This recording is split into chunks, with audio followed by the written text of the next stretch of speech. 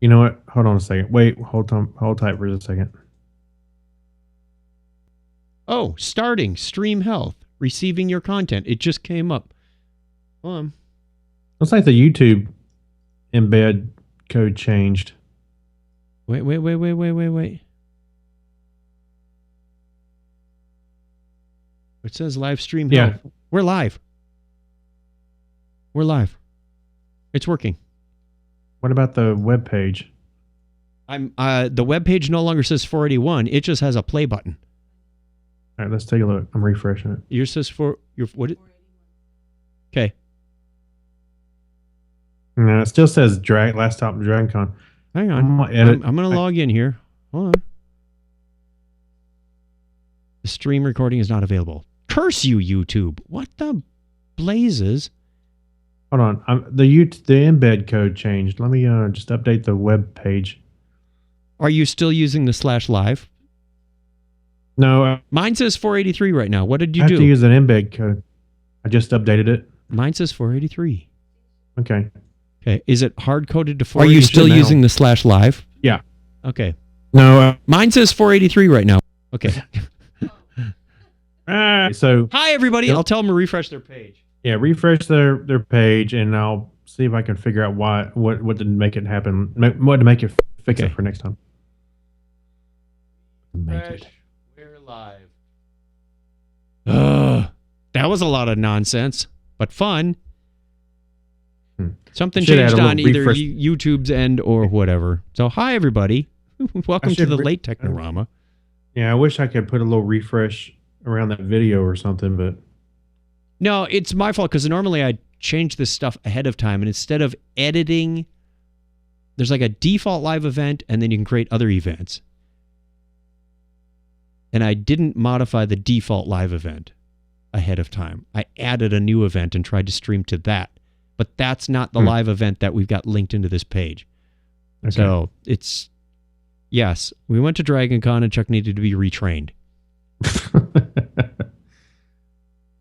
So now if everybody refreshes the page, they're going to jump out of the chat and jump back in. Yeah, that's what sucks. Unless they're using a separate client. You see, I'm using the embed for our live stream. Which is it the /live suffix? No, it's a different address. Oh, okay. It's like YouTube /embed/ and there's a code. Yeah, we should be able to use the one that's /live. Put Kreg on the screen so we can get Kreg on here. Get him back to the Google Hangouts. Oh, we dropped the Hangout. Or not. Nope. There he is. Okay, good. Still here. Okay, yeah. Good. All right. Well, I've been doing this for the last hour because I rebooted the Mac Mini, and all of a sudden it didn't have any IP address at all. Wow. It couldn't get out. So I had to reboot it again. And then the secondary display didn't want to work. Like, oh, come on, people. It's a conspiracy. It's trying to tell us to stop podcasting. All right. Well, the good news is we have this new split screen thing going. So, hi, people. Look at that. You can see Kreg and me on the screen at the same time. Wait, let me look. I haven't seen that. Oh, cool. Oh, and cool. They got a little angle at them. See, I told you, I can pass you something this way and get it. My size. Yeah. That's right. Don't forget it. I'm huge. I'll have to zoom in my camera. I can even see you down. I'm going to pause that video. Huh? All right. I'm going to pause that video. Because I don't want to see my... No, you can't pause that video because that's what we're using. That's what we're piping up to the video machine. No. I'm talking about the YouTube embed. I had it running. Oh, that video. Okay. I think we're ready to start this circus ride. Okay. Okay. Red Shirt Marv says it's working. And that's appropriate. So, Scotty Tim, if you want to refresh your screen, if you can hear us, that would be wunderbar. Okay, let's get this show started. We're a wee bit late, but hopefully that's not too bad for everybody else. And I am doing the audio recording. Let's see if I remember how to do this part. We'll just make a 10-minute show. The circle button. Yeah. When has this show ever been 10 minutes? There we go. When we had to hit record again. Shut up. I'm recording. Oh, sorry. Technorama episode 483. by Riker's beard. Good morning, folks. This is your captain speaking. Technorama. Remember when? Technorama. On this day in tech history. Tech. And now, the news. Tech. What the Chuck? Technorama. Welcome to Blockhead Video. Hey, where can I get my tribble spayed or neutered? Over there, in the media corner.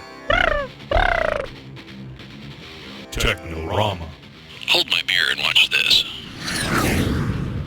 Unfasten your seatbelts and disregard all safety rules. Here are your flight crew, Chuck and Kreg. Welcome to Technorama. This is the show that takes a lighthearted look at tech, science, sci-fi, and all things geek. If this is your first time listening to Technorama, wow! Thank you very much. Thank you for joining us. And if you're watching, God bless you too. If you're a returning listener or viewer, welcome back. We appreciate you giving us your time once again. I am Chuck Tomasi, and with me as always is Craig Stepp. How are you, Craig? Very Vulcan-y. Vulcan-y. Live long and perspire. You're Vulcan-y. It was a challenge getting the show up and running this week. We have, every time you add another variable, it gets, what is it? The more they take over the plumbing, the easier it is to stop up the drains. Sure. I figure we're due for a Star Trek quote because this is our 50th anniversary celebratory show. Hey, we're vulcanizing the show as we go. We're putting a big vinyl condom over it. That's okay. Sure. Isn't that what vulcanization is? It's hardening. Yeah. Well, vulcanization is, in my mind, is two things. It's either the study of volcanoes, or it's that vinyl coating process that you put, like on boots and the hooks that are in your garage that have what? That's called vulcanization. It's like steel. It's like hardening steel. No, what is? Okay, Donna's nodding her head. I thought it was when you dip it in that Everdip stuff and then it turns into this vinyl coating. Wait a minute. I won. Sweet. Together we have a brain among the three of us. Yeah. And right, 2/3 of that is in Donna's head. I agree. You will hear me agree to that. All right, real quick, before we jump into the show, I want to remind everybody, episode 500 is coming up, and we'd love to hear from you. We are on 483, and according to my terrible maths, 500 is going to be somewhere around the 2016-2017 transition. It might be a little before the end of the year. It might be a little into the new year. We don't know exactly because business travel comes up and personal vacations and whatnot. So yeah, tell me about it. Keep tabs on this. We are coming up to show number 500 of Technorama. Can you believe it? No, I can't believe it. Boggles the Who mind. would keep us around for that long? Oh, wait, there's nobody to tell us to stop. We have listeners who have been around for a really long time, who have heard almost all of them, maybe some listeners, Yes, all of them. We ran into Leon at DragonCon. We almost missed Leon. He wasn't able to make it to our live show Friday night, but Leon was able. We kind of were taking. Well, we were going over to the exhibitor hall. Yeah, we're making our final rounds before wrapping things up. And we kind of got lost. Wrapping things up. We got lost again. We kept going into America's Mart. Hall number one. And I swear, Saturday, there was a door. You go past the video games, and you go past the paint-it-yourself miniatures. Mm-hmm. And we went into this hallway that led us. And Sunday, it wasn't there. There was like a door was closed, but we were like, wait a minute. It was something here, wasn't it? And we couldn't find the entrance. And Sunday, it was a solid wall. And we did it twice. But by the time we found our way in, we passed. I said, hey, that looks like one of our listeners. And it was, in fact, Leon. And Leon, it was great seeing you. We told you I'd give you a shout out on the show. He said, he'll hear it in about 3 weeks when he catches up again. Yeah, I recognize people don't listen to these immediately. But let's get into the show. They should. Live. Yeah, we do have a live chat room tonight. We can give them a shout out early, see if anybody joins us. We have Captain Chuck, Donna, Craig, Redshirt, Marv, Scotty, Tim, and Uhura Sin. I think we've got... Hey, baby. All right, on that note, we're going to jump into our first break. Coming up in this episode, we have Star Trek,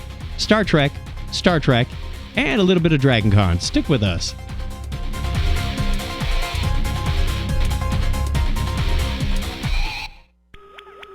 Computer, double espresso latte, extra cream, with cinnamon.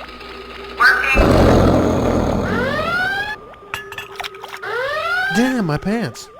Spock, what in the devil was that? I believe that we've been attacked. By whom? Captain, we are receiving a signal. On screen. Con. I see you remembered me, old friend. Did you wet your pants? No. What is this all about? What is it you want? You know, Kirk. I want all information pertaining to the project Technorama. Technorama? What is that? Don't play games with me, Kirk. Give me a moment to have my crew pull up this information. Our computers are smashed. I give you 3 seconds. Spock, you got it? Yes, sir. Kirk, time's up. Okay, Con. Here it comes. Now, Mr. Sulu.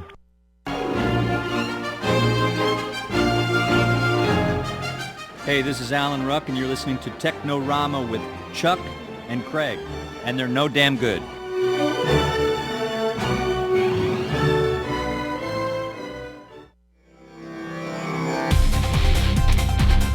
We are pulling out all the stops tonight.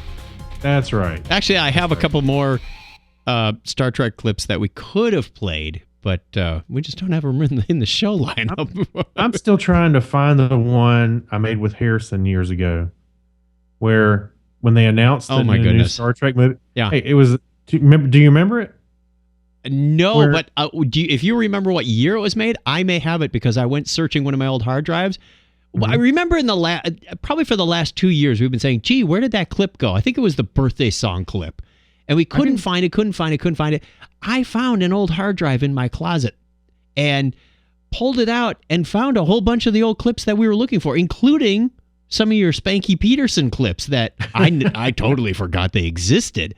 So I'm going to rifle through those. No, that was when we recorded with Spanky. Yes. Okay. Yeah, Spanky was a good old man. In the studio. So, hey, by the way, the clip I'm talking about was pre-2009 because that's when Star Trek 2009 came out. Mm-hmm. But before, when they announced the movie, they were talking about, we're gonna have a younger Kirk and a younger Bones, blah blah blah blah blah. And so I had Harrison on this. He was 7-8 years ago now, whatever it was, and he's like, sounds like a little kid giving Sulu commands to navigate to the nearest comic book shop. All right, I will, as I move these older clips over into the official shared folder between us, you can take a look, and I'll see. We'll see if we can find it. We've got a good load of voicemail. I say we play some of this. No kidding. Let's catch up. Letters. We got letters. And letters. And more letters. We need Ben. Bing. Mm-hmm. Hey. Ow, I got a paper cut. Again? Oh, boy. Ow. Put some Bactine on it there, Deadpool. Hey, I just noticed that I am dressed for our own Star Trek show. I did not. I was thinking about that, but since I already changed shirts once today, I wasn't going to add to the laundry pile. There you go. Anybody watching the stream should be able to see it. Starfleet Academy. When I was there. All right. Our first one is from Brad P. about books. Hey, Chuck. Hey, Kreg. Hey. Donna. Hey. Mike. Donna got a shout out. Who may or may not be in the studio. Not. This is Brad P. from NJ, calling from mile marker 298.8 on Highway 81 as I'm traversing back home. Starting the question of this particular podcast was, what books are you currently reading or listening to? The book that I am currently reading is called End of the Watch. It's by Stephen King. It's the conclusion of his Mr. Mercedes serial suicide creator character. Like everything with Stephen King, trust me, it's good. You just have to get into the first book to understand what the hell the storyline is. So, let's see, I'm reading that one, and the next one will be The Girl with the Dragon Tattoo. Believe it or not, I've not actually read that series, so that's on my list of things to read. And the book that I read before that was The Knight of the Seven Kingdoms. Is that what it is? The storyline that was written by George R. R. Martin before Game of Thrones, Dunk and Egg, the great storyline that he did with that. That was an interesting mix of books, and really enjoyed reading that. So hopefully that helps, and I will probably call in again because I'm on 81, and I got lots of white lines. Line. All right, talk to you later. Bye. Okay. We have to explain the line thing. We'll get it in a couple of voicemail. His next one is response to our question, if you could have dinner with an author, who would it be? Hello, gang. Hello, Chuck. Hello, Craig. Hello, Ben. Hello, Keith. Yeah. Hello, Mike. Hello, everybody. This is Brad P. from NJ, currently calling you from mile marker 14.5 in I wish you would say Pennsylvania. Stardate in front of that. Your exit 16 on 81 North. Still driving home. The question of the week was, which author, living or dead, would you have dinner with? I agree with the earlier response that I would rather meet with the living one. However, if I'm allowed to pick a dead one, I would also agree with Craig that I would want to have dinner with Douglas Adams. I think we could probably get a 2-for-1 deal there, and he and I could probably afford to have John Edwards. God, what is that guy's name? I think it's John Edwards, or was that the politician? The one who talks with the dead. Maybe we could afford him John to come Gacy? back, No, and that was the two of us serial kick killer. in. We would be able to afford to speak to him in the Edgar- spirit world. John Kind Edgar, of like something having like dinner with Douglas Adams. Edgar I think Casey. I'm getting white line hysteria and starting to ramble. So my answer, I would like to have dinner with Douglas Adams because I would like to understand what he thinks about the way that his series is moving. I always got the sense that he was constantly evolving it. Like every time that he did writing or a screenplay or an audiobook or something, he would either rework it for that particular environment to make it fit, or he sort of saw every one of his versions as a draft, and he was constantly moving forward. I also want to pick his brains about all the fun things he did with Monty Python. So I think it would be a really fun dinner, provided that he was capable of having a conversation, and we weren't just sitting there staring at a mummified body, because that would be a little weird. So Brad P. from NJ, mile marker something on Route 81, going north. Talk to y'all later. All right, Brad. Get your Ouija board out. I'm ready. Edgar Casey. That's what our video engineer is telling I us. like how you went through about 5 names and it was a combination of the first 2. Well, no, I got it wrong. John Gacy, I believe, was the serial killer in Chicago, not John Casey. John Casey was the baseball.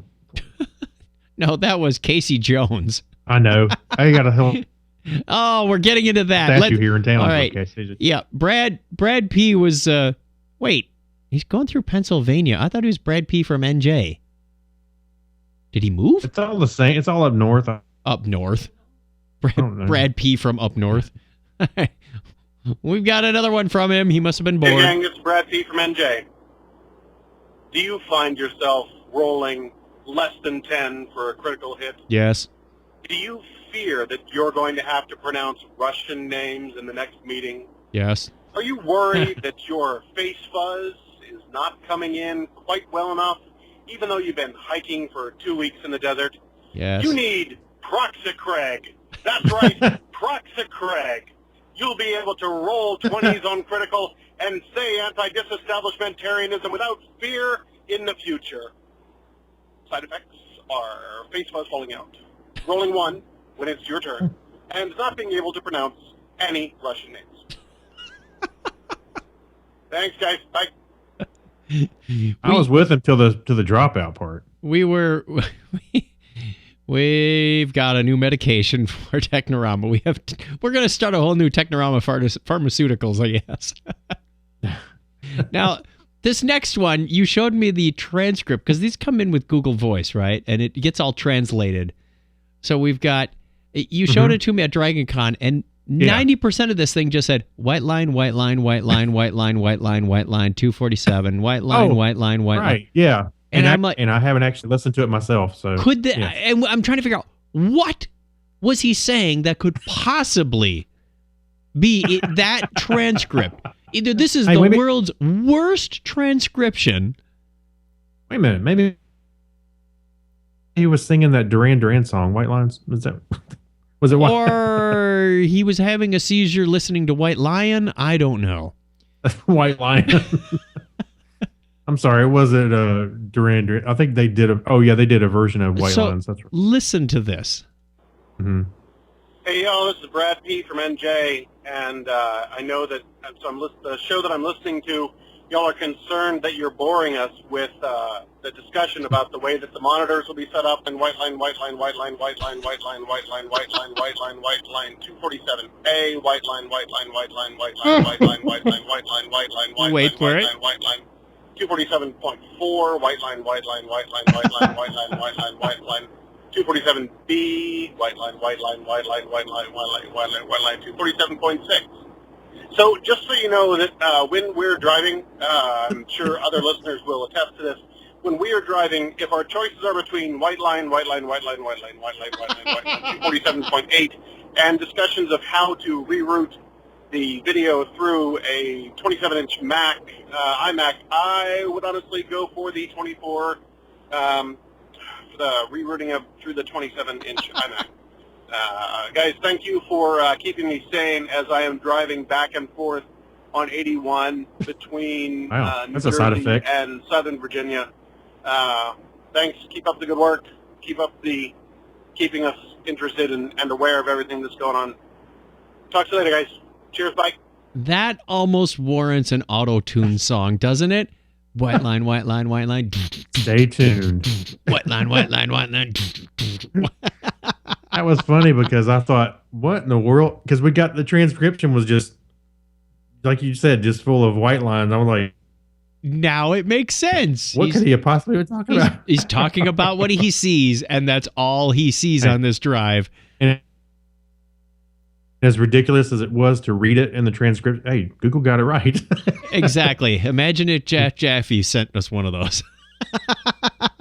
Oh boy. Here we go. We also have one from T. Morris about certifications. Hey, Chuck. Hey, Kreg. Hey, guys. Hey. It's T. Morris calling. Just wanted to respond to what you asked on episode 481 last up for DragonCon about certification. Mm-hmm. I have a real bug in my butt about certification because once upon a time I took certification, and this was before Macromedia got bought out by Adobe, but I was certified for a very brief time as a Macromedia web designer through, I took the Dreamweaver test and I passed it by the skin of my tush, but I did pass it. And I got the certification, and I could put it, I put it on my website if I wanted to, that I was a certified Macromedia Dreamweaver designer. And I started shopping around my resume for jobs. Now, maybe it's different between designers and coders, but it actually kept me away from jobs back then because they were like, well, we don't want to pay for someone who's certified in Dreamweaver. I was actually told that. I was saying that, yeah, you're competitive and you've got the skills, but we'd rather go with this guy because he's cheaper and we don't have to pay for the certification. The fact that he is certified. So I give the side eye to a lot of certification. I always say it goes down to experience and skill. But if people are making money, the people who make the money. The people who make the real money at certification are the people doing the certification. Yep. That's just my 2 cents on the matter. Thanks a lot, guys, and hope you guys had a good time at DragonCon. He brings up a good point, and I think we mentioned that as well. Mm-hmm. I think there is some value in, like, I don't know, some of the networking certifications, but I don't know. I've gotten along without any certifications, other than some of the stuff we've done at work. But that's not. I mean, that's required now for us. Yeah, yeah, it actually is. So, when you're doing customer implementations, they want to see that you're certified and that you know more than the internal guys who may be certified. So it's almost a competitive thing at this point. So you have to take these certifications intertwined within the work you're doing. Yeah. So make time for that. All right, we have one more from an unknown source. Yeah, I'm just trying to get through to see if I get over to Reading today to make a deposit. Okay. If I can get it credited. Sure. And avoid late fees. Absolutely. No late fees. This information. Please call me back. Thanks. Your late fees are waived. All right, let me give you my account number. We should call him back and ask for his account number. Yeah, I'm sorry, sir. I need your social security number and your account number and your secret. Your secret. We've changed phone numbers and we're still getting these messages. Hey, it's better than the faxes we were getting. This is awesome. Oh, the faxes. We'll call that last guy Dave. Yeah. From our listener, Dave. Call him back. Are you listening to Technorama? Do you need Proxy Kreg? Yeah, Proxy Kreg. Hey, you were trying to make me sound like a drug? Yes. Proxy Kreg. All right, let's do the history thing. We are 20 minutes into this show already. Crazy, isn't it? Yeah, that voicemail really... I told you we didn't need a whole lot of stories this week. So we're going to be giving the stories. Let's do the history thing. On this day in history for September 14th, 2016, this is the 258th day of the year in the Gregorian calendar. There are 108 days remaining in 2016. It was on this date in 1741 that George Friedrich Handel completes his oratorio Messiah.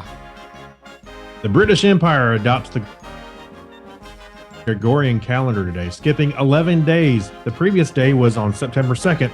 On this date in 1752. And if you have a Mac, type in the command in the terminal prompt, CAL, C-A-L, space, 1752, and you will notice that September is really short. You can always tell if a Unix machine has the appropriate date. Anyway, also today in 1814, the poem Defense of Fort McHenry. Yes. What'd you say? I just said for your information. That's right. You learn new things all the time. Also on this day in 1814, the poem of Defense of Fort McHenry is written by Francis Scott Key. The poem is later used in... Craig, where was it used? Are you asking me? Yes. The Star Spangled Banner. Right. You wouldn't have known that unless it was Francis Scott Key. You're correct. Yeah, that's right. Pick your next category for 100. Yeah, I'll take Technorama for 100. September 14th, 1917, Russia is officially proclaimed a republic. And we get a whole bunch of crazy scientist names that we get to pronounce every week. In a top-secret nuclear test, a Soviet Tu-4 bomber drops a 40-kiloton atomic weapon just north of Totskoye, Totskoye village on this date in 1954. We're off to a good start. That's right. The same date in 1958, the first two German post-war rockets designed by the German engineer Ernst Mohr reaches the upper atmosphere. It was 57 years ago today that the Soviet probe Luna 2 crashes into the moon, becoming the first man-made object to reach it. Bam! And 56 years ago today, the Organization of Petroleum Exporting Countries, OPEC, is founded. Joe Kittinger becomes the first person to fly a gas balloon... Hashtag drive-by. Alone across the Atlantic Ocean on this date in 1984. Yes, I watched Deadpool again last night. It gets funnier every time. Listen, I would argue many people have passed a gas balloon. That same date in 1985, Penang Bridge, the largest bridge in Malaysia, Connecting the island of Penang to the mainland. I can't want to say Midland. Mainland opens to traffic. I have a picture of that bridge on my keychain on the Mini Cooper. You were on it or something. Yeah. I was there. And one of my coworkers came back and said, here, have a keychain. It's also a bottle opener. I said, perfect. September 14th, 1998, telecommunications companies MCI Communications and WorldCom complete their $37 billion merger to become MCI WorldCom. And look where they are today. I know. All right. And that same date in 2000, Microsoft releases, say with me, Windows ME. And look where it is now. Did you ever use it? No. Skipped right over it. Wasn't that like the last one that was based on DOS? It was the final successor to 95, 98, and ME was the last one? ME, yeah, and ME led into and then XP brought in the NT technology. Anyway, history lesson over. Happy birthday goes out of the state to Danish geographer and cartographer Claudius Clevis. That just sounds like a made-up name, doesn't it? Born on this date in 1388. like a porn name. Wasn't he the host of Whose Line Is It Anyway? Oh, yeah, maybe. Also born in September 14th, 1486, German theologian, astrologer, alchemist, Henrik Cornelius Agrippa. Heinrich. Johann Kais. Kies, the German astronomer and mathematician, was born today in 1713.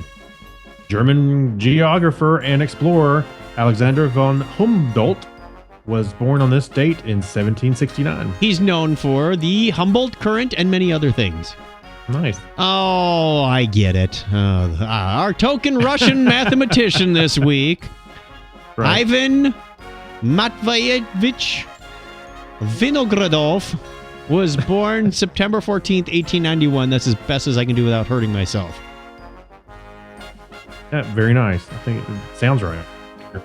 Anyway, TV's original Lone Ranger, Clayton Moore, was born 102 years ago today. Hi-oh, Silver!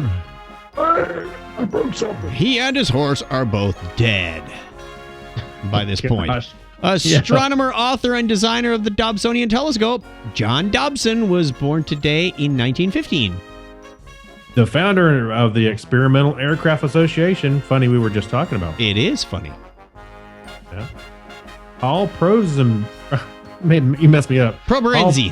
Proberenzi. Yes, I had it in my head right, and you spoke over it. Would have been 95 today. It's always my fault. Born on this date in 1930, physicist and engineer Eugene I. Gordon. And the man who designed the Shard and the New York Times building, architect, engineer Renzo Piano. Very good. Is 81. And finally, the man you want to follow into a zombie apocalypse, English actor Andrew Lincoln, is 43. Right. Coral! Yeah, Coral! Coral! It's like, Daryl! It's like the Great Barrier Reef is made out of coral! That's right. Listener birthday calendar, we have, September 1st. We're going to catch up a little bit. Let me rewind the music here. There we go. David Klemkin. Ooh, I hope I didn't massacre this too badly. On the September 1st, September 2nd, Scott Tyler, our buddy and roommate and confidant at DragonCon.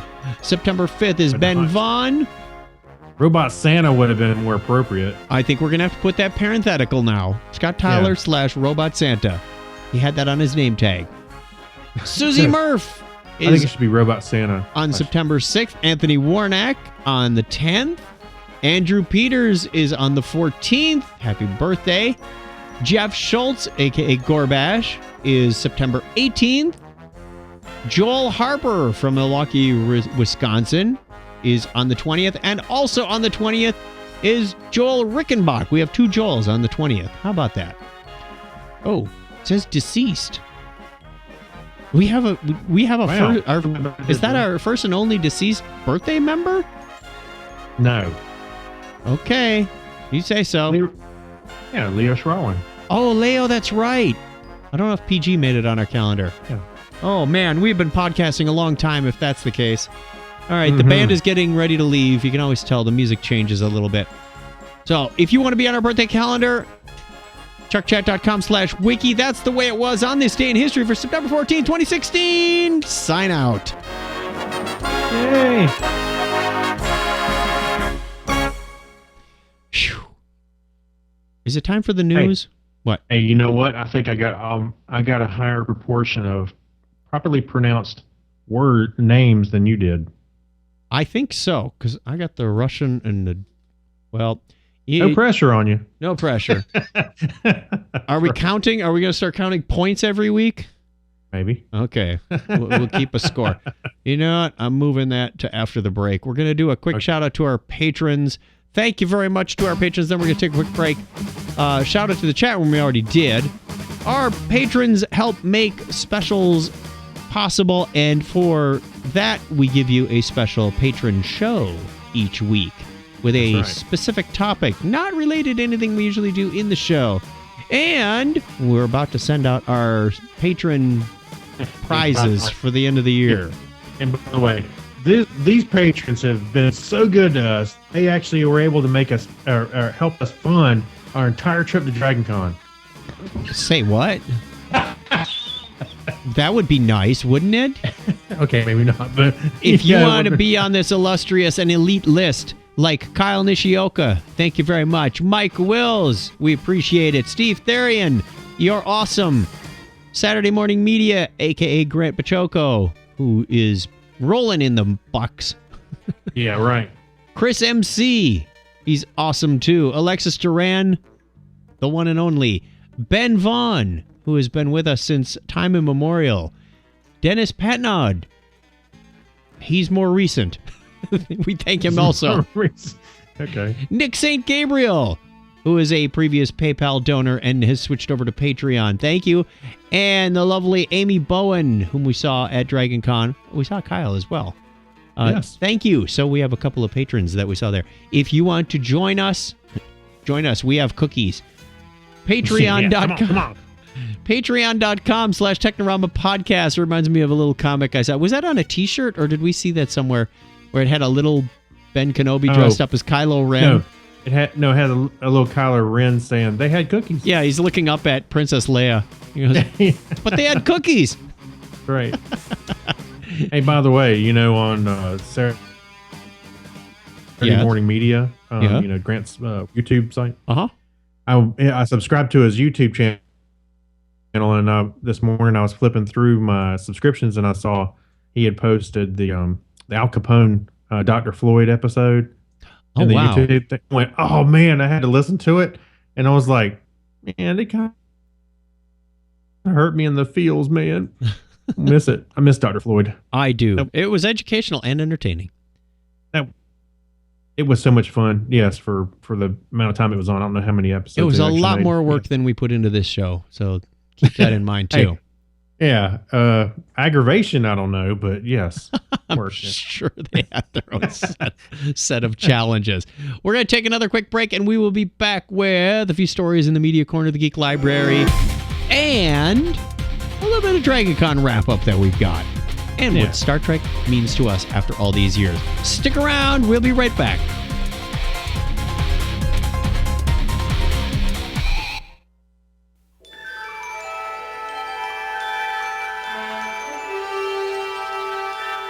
Ensign Bailey's log.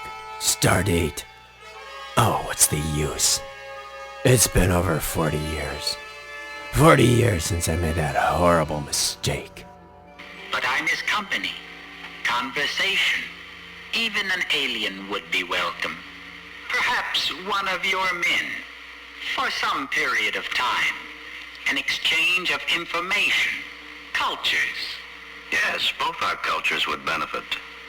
Do you know where we can find a volunteer, Mr. Bailey? Me, sir, I'd like to volunteer. Ah, you represent Earth's best, then. No, sir, I'm not. I'll make plenty of mistakes. Mistakes, all right. 40 years with this little bald kid. 40 years with nothing but Tranya. Tranya! I tell you, if I have to drink one more glass of Tranya, I'm gonna take that ladle and stick it up Balok's. Kirk said this would be a temporary assignment. He's been known to forget about people. Just look at Khan. At least someone came back to check on him, even if by accident. Nobody's ever gonna know about Star Trek: The Wrath of Bailey.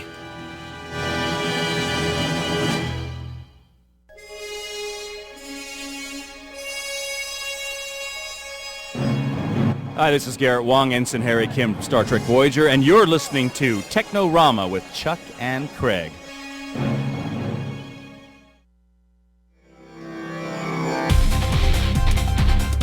What are you laughing at, Craig?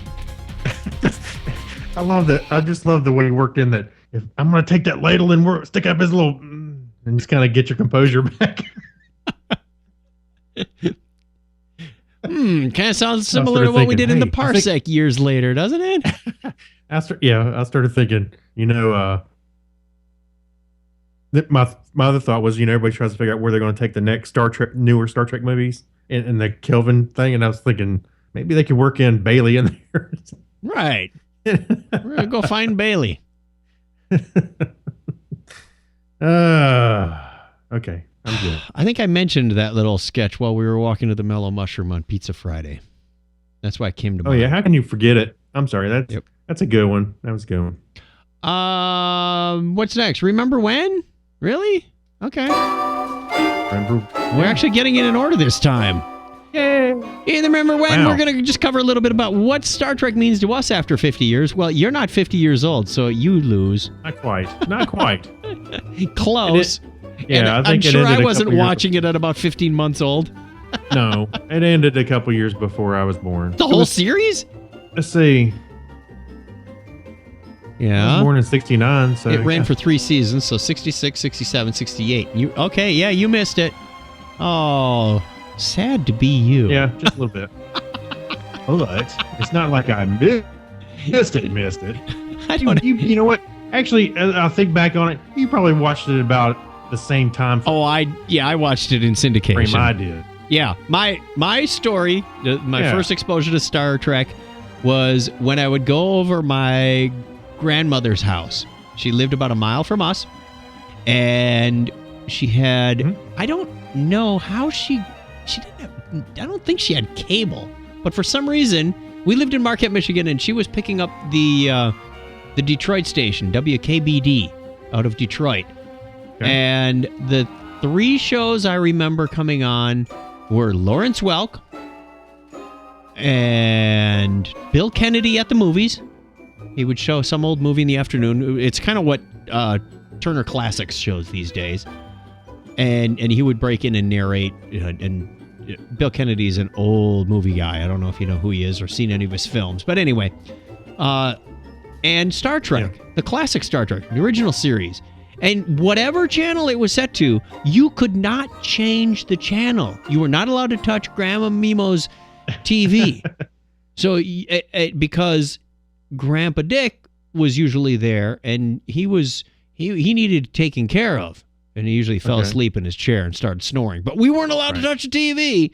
So that was how I got exposed to Star Trek. And then years later, as I hung around with more nerdy people, they were what they were watching. I don't believe that. We'd watch more of it in syndication and start getting into the Star Trek compendium books and how to build an enterprise, et cetera, et cetera. So the rule I was told was you're not a nerd until you build your own enterprise. And most people would think you have to build a model of it. Well, and you're not a Jedi until you build a lightsaber. What Scott Reynolds and I took a little different interpretation. We created a bulletin board system and called it the USS Enterprise, and even called the software Starbase Software. So had history taken a little different path, we might actually be rich on software licenses, but that didn't happen. But that's my Star Trek story.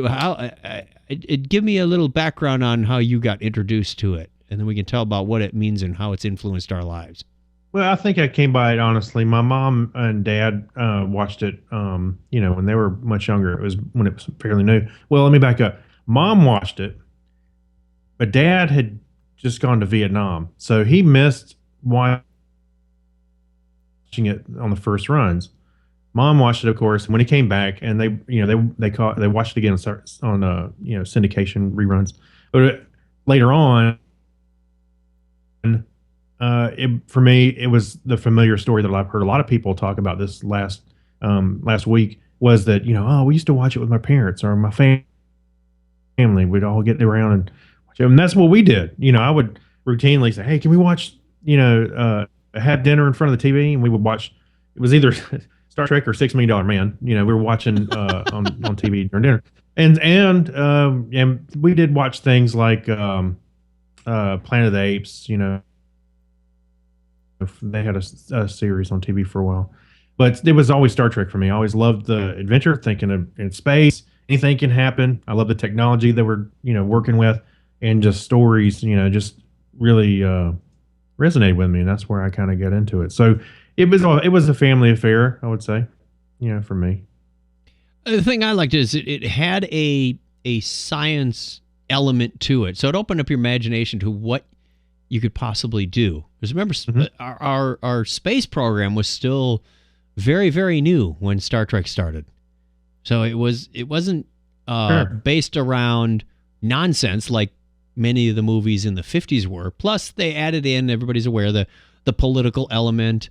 I don't know if everybody's seen that picture with Beale and Loki, the half white, half black guys, and the little signs signs that they put in front of them that said, what was it? Black white lives matter, and the other one says white black lives matter. Yeah.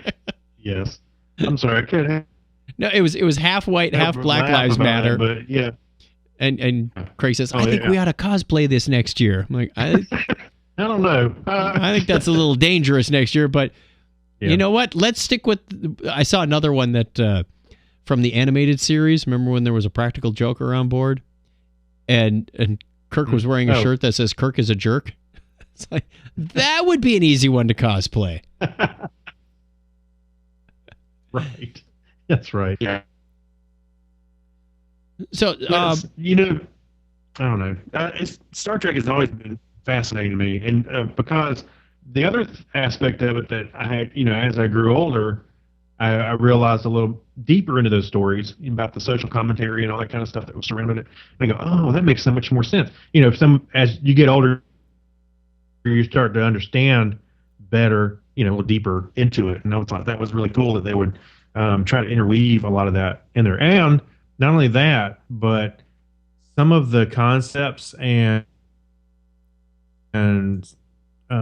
story elements came from existing science fiction literature, and I had no idea. Like we've seen, even in the Next Generation. Remember, they were doing the Dyson Sphere, stuff like that. Yeah, those are all concepts that came out of books from years past, and I always thought that was kind of a neat element as well. So where did Charlie X come from? That's what I want to know. I watched that one the other night and went, not all the stories were Pulitzer Prize winners.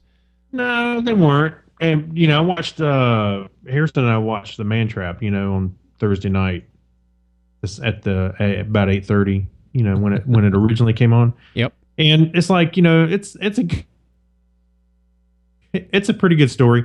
But it's not some of the best, but it's certainly a good start. But I don't know if he really got into it. But by the way, that's how we celebrated, was we watched The Man Trap, and we watched an episode from all the other series, something from the TNG, like what was the one we watched in TNG?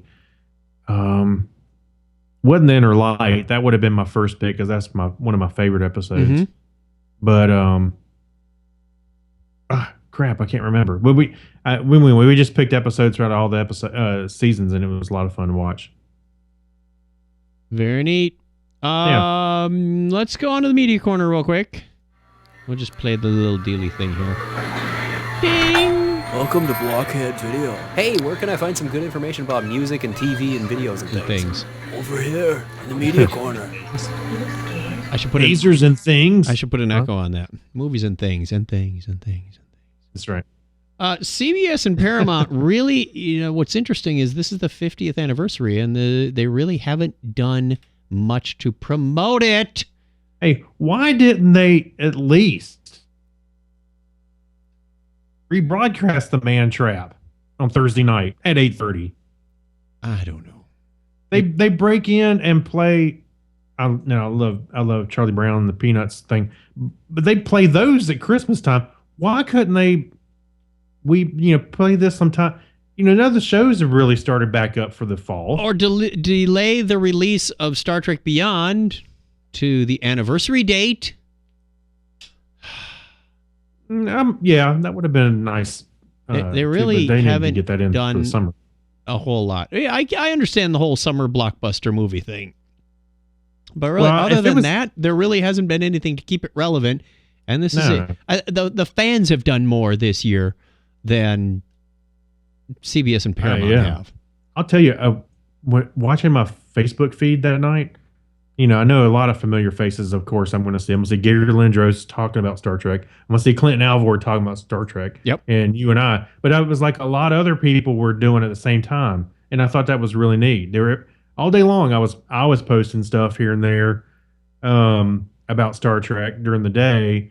And so were a lot of other people. And it was really cool to watch. It was one of those fun social media things going on. Yeah, I think each one of us has done a cosplay at some point or gotten some interesting, shall we say, interesting pictures from Star Trek The Experience. Kreg fighting the Gorn. Oh. Yeah. I know. I was like, oh, posted that. I wasn't actually going to ever post that, but thanks. You're talking about your timeline? You're talking about the crotch shot. Yeah, stick to the nuts. I probably should have posted it, but you didn't post it? Oh, okay. I did. I don't know. Maybe I should. But I mean, I think they don't. What did they do this year? Really, they put out a collection of DVDs or Blu-rays, I guess, for the original series and the movies, and then they put together, of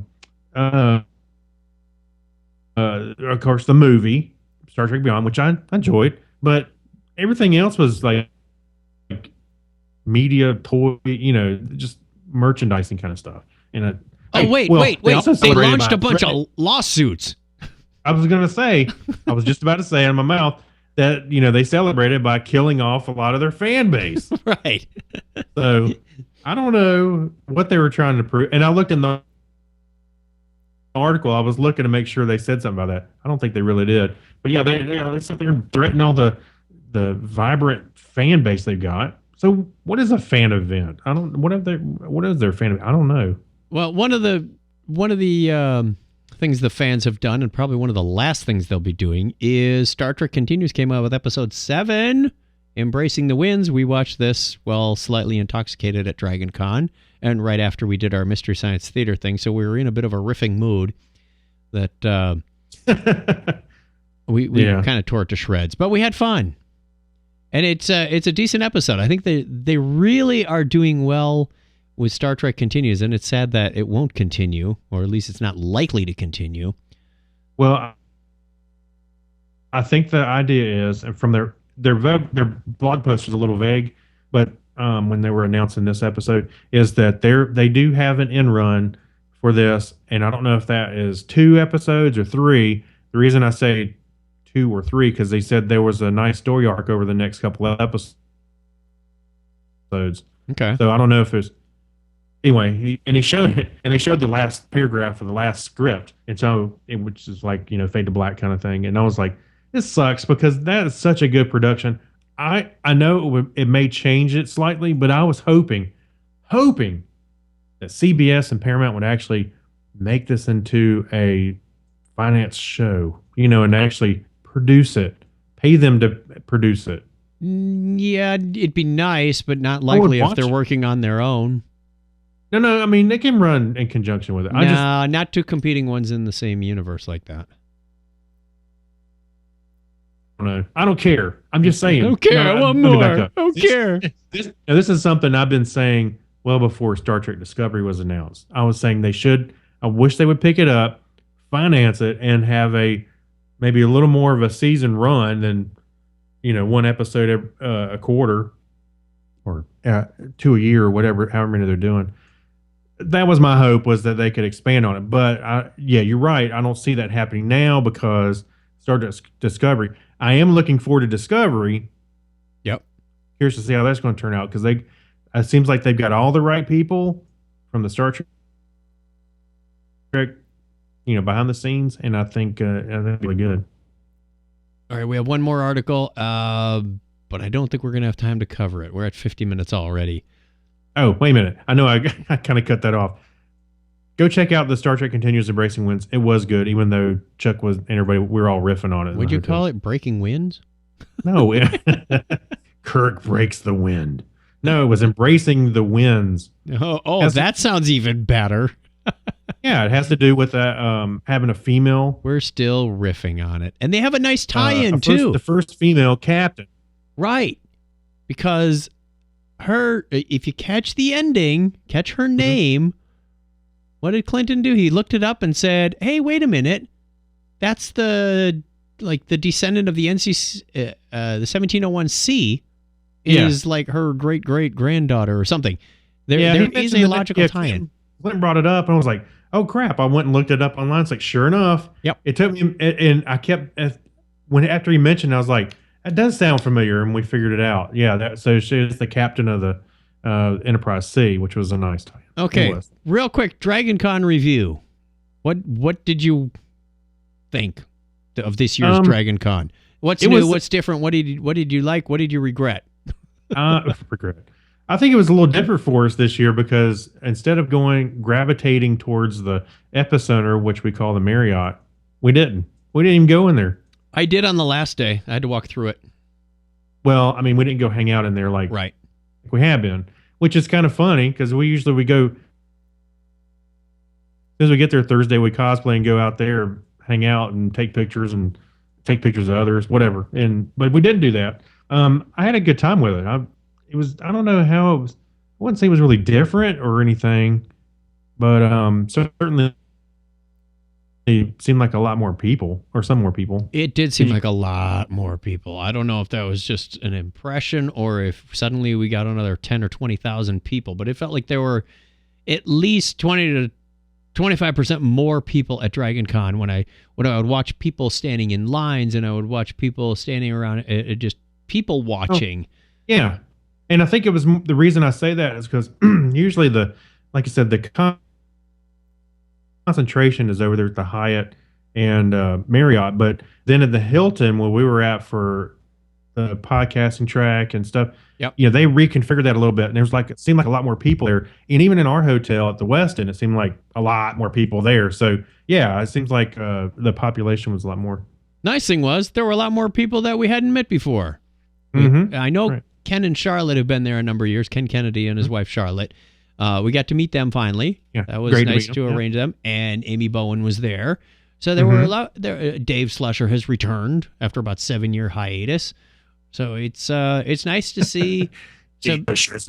Although there were a lot of people that we have seen in previous years that were not there. So it was a bit of a transitory transition year for me anyway. It's like, hey, so-and-so's not here. It would have been nice to talk and hang out because these are people you don't see except once a year at DragonCon.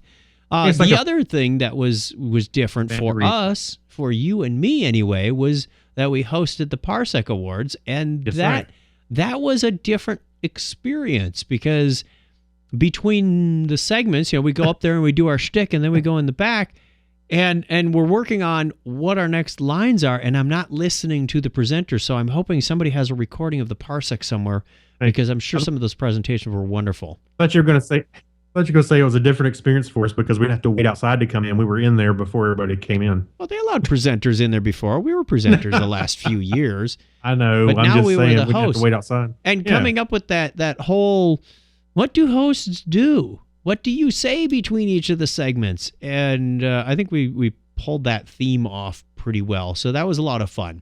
Well, I hope so. I got people's attention with the mallet. We could have I could have used probably another 2 days of DragonCon because I don't feel like we were there really experiencing the convention. We didn't see any panels. We didn't see it. And for that, I bought the $10 streaming package and started watching some of them. So I was like, oh, hey, there was a DC's Legends of Tomorrow panel. Look at that. And now I can watch it. Yeah, I started watching it. I watched it a little bit. I thought it was a little weird in that streaming package. It goes, there's like day 1, 4 hours or 20 hours. I went, whoa. It's like 20 hours of video? Well, some of it, you got to remember, some of it is when you turn on your TV in the room, you're watching the little sketches and the Dear DragonCon letters. That's in there too. No, I understand. It just took me a minute. I was like, I was looking at the playlist. Yep. And I thought, what? 20 hours? How am I going to make it through? But there is a lot of panels in there. I think it was well worth the $10. I'm going to make my way through a lot of that. We had a lot of fun. We're going to be there again next year if all the plans hold true.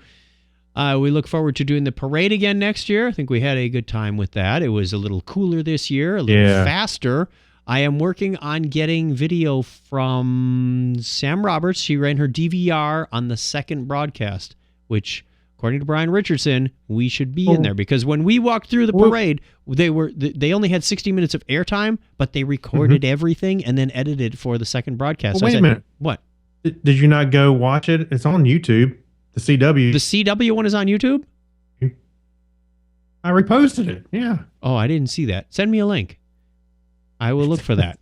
Yeah, I'll do that. Actually, did we turn out? It it showed. You said Brian was talking to Frank Einstein, and he commented on, oh, here comes the janitor. It was Scruffy and saw us come through, and he mentioned Robot Santa. And, so you could. I had one of those Mike from Monsters Inc. moments. Like you could see my hand through the windshield. I went, I was on TV. My hand. You can see my hand on the steering wheel. Would you look at that? How about that? I'm on TV. But, yeah, it was fun. I'm ready to do it again. Actually, you know what? I was ready to come home that Monday. Came home, relaxed for a day, and I started going. Well, there was from the day we came home, there was only 360 days left till we get back. So how about that? Yeah, 360 more sleeps. 360 days to detox. Right. So our question of the week this show is, what is the biggest change you've seen in your career field? I have the answer to that, but I'm not going to reveal it till next week. So we want you to think about that. Get in touch with us. 707-530.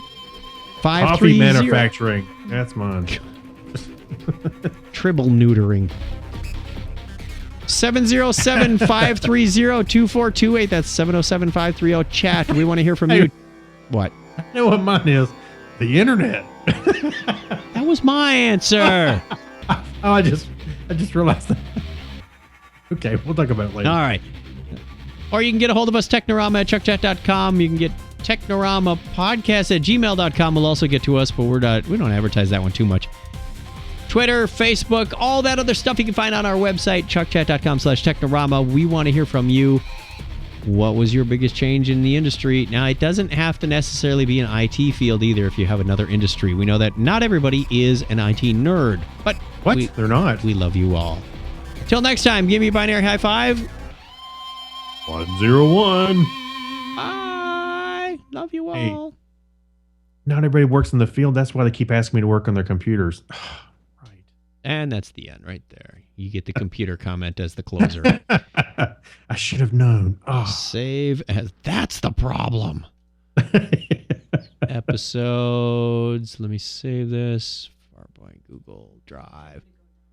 I think it's time to kill the stream, Kreg, right? Yeah. No, just say goodbye to the stream. Don't kill it. Live long and prosper, and we'll see about fixing Craig's audio next week.